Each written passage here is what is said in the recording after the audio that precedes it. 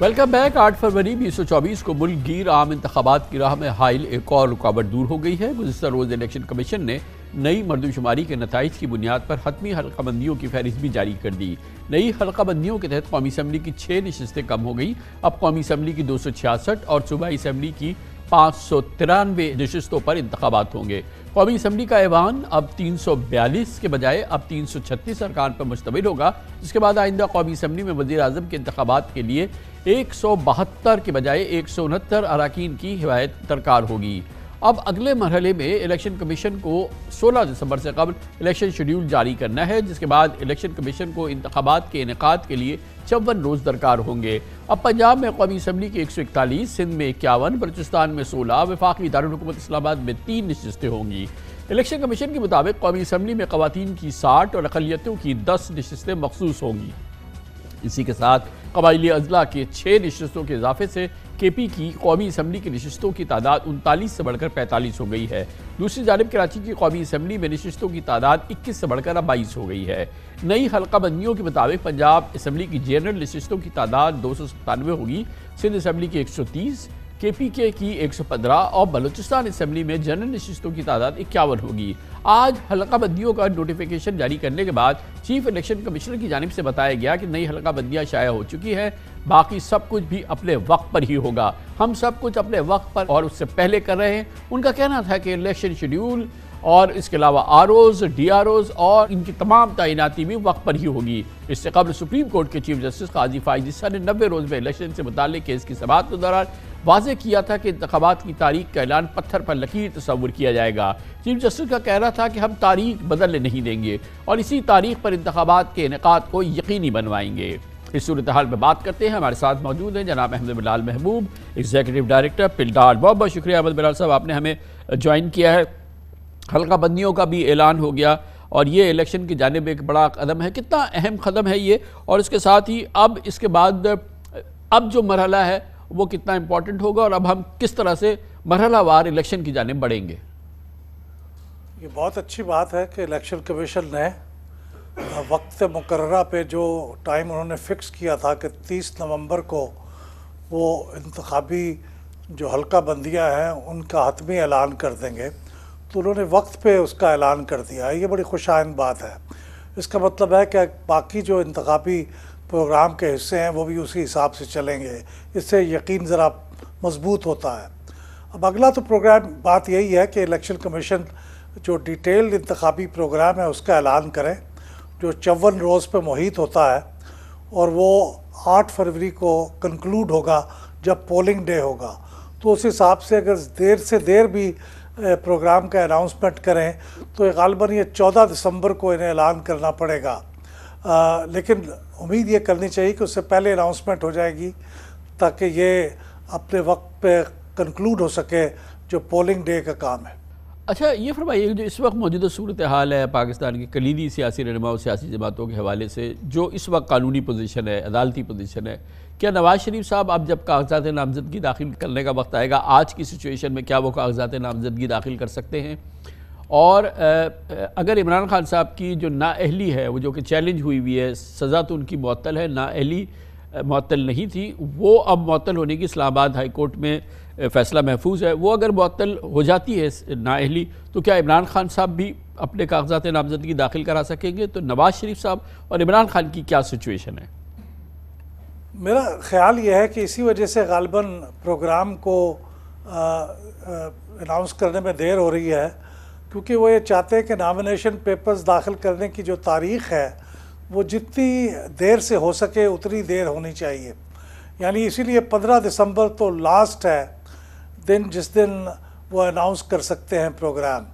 تو اگر وہ پروگرام 15 دسمبر کو اناؤنس کرتے ہیں تو اس کے 6 روز کے بعد جو نامینیشن پیپرز ہیں ان کو داخل کرنے کا آخری دن ہوتا ہے، یعنی 21 دسمبر۔ تو 21 دسمبر تک اگر کسی شخص کی کوالیفیکیشن یا ڈسکوالیفیکیشن کی جو بھی صورتحال ہوگی اس کے مطابق وہ نامینیشن پیپرز داخل کرا سکیں گے یا نہیں کرا سکیں گے۔ اگر عدالت کی طرف سے ڈسکوالیفیکیشن ختم ہو جاتی ہے کسی کی تو وہ داخل کرا دیں گے، اگر نہیں ختم ہوتی تو 21 دسمبر غالباً وہ آخری ڈیٹ ہوگی جس کے بعد شاید نامینیشن پیپرز داخل نہیں ہو پائیں گے۔ مگر بڑی ایک دلچسپ صورتحال ہے نا، 2 سابق وزرائے اعظم جو ہیں ہمارے، ان پر نااہلیت کی تلوار لٹک رہی ہے اس وقت، دونوں نااہل ہیں قانون حوالے سے، اور اس نااہلی کے باوجود اور ہم الیکشن میں جا رہے ہیں، اور ابھی ہمیں پتہ نہیں ہے کہ نواز شریف اور عمران خان اپنے کاغذات نامزدگی داخل کرائیں گے۔ مطلب سمپل بات یہ ہے کہ وہ الیکشن لڑ سکیں گے یا نہیں لڑ سکیں گے، ابھی تک اس بات کا ہمیں یقینی ہمیں نہیں علم ہے۔ نہیں، عمران خان صاحب یا کوئی بھی نواز شریف صاحب یا کوئی بھی جب کاغذات نامزدگی جمع کراتے ہیں تو ریٹرننگ آفیسر کو اسی وقت ان کی ابتدائی جانچ پڑتال کرنی ہوتی ہے، اور کچھ جانچ پڑتال ایسی ہے جو کچھ دیر کے بعد بھی ہوتی ہے، یعنی وہ ایکسیپٹ ہو بھی جاتے ہیں تو ان کی سیکیورٹی کا ٹائم ہوتا ہے، کچھ دن ہوتے ہیں، اس کے بعد پھر وہ ان نامینیشن پیپرز کی قبولیت یا عدم قبولیت کا فیصلہ ہوتا ہے۔ تو جمع تو وہ شاید کرا سکتے ہیں۔ نواز شریف صاحب کے کیس میں تھوڑی سی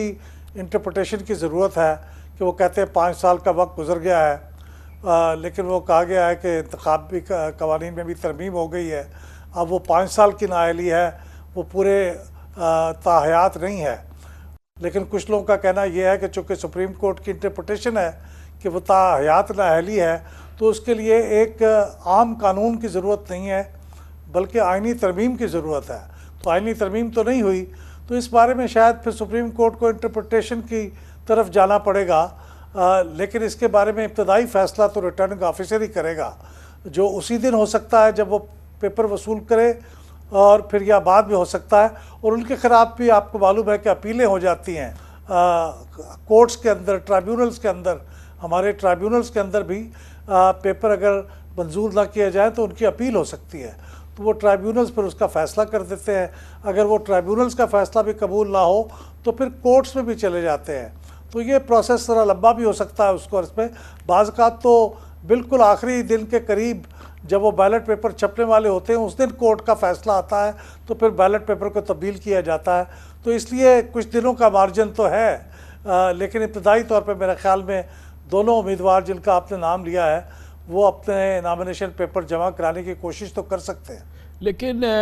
اب جو اس وقت گراؤنڈ کی سچویشن ہے، الیکشن سے 2 ماہ قبل ہے، الیکشن کمیشن نے کہا ہے کہ وہ بین الاقوامی مبصرین کو بھی اجازت ہوگی، وہ بھی تشریف لا سکتے ہیں، پاکستان کے الیکشن پروسیس کو دیکھ سکتے ہیں، ہمارے مقامی جو لوگ ہیں، میڈیا ہے، انسانی حقوق کی تنظیمیں ہیں، الیکشن سے متعلق تنظیم ہے، پل ڈاٹ ہے،